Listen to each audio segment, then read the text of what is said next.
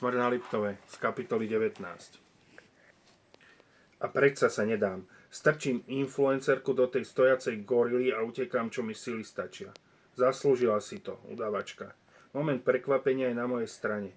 Kým sa za mnou rozbehnú, už som od nich aspoň 20 metrov ďaleko.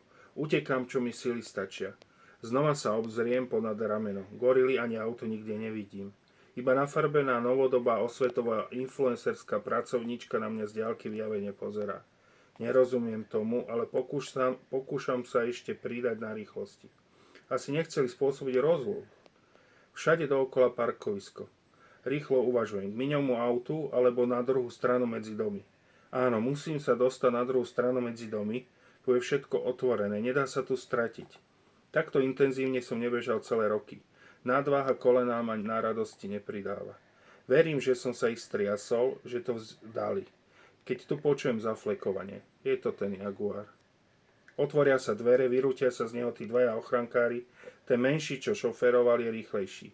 Zachytí ma a potom ma obaja priľahnú na spôsob amerických fotbalistov.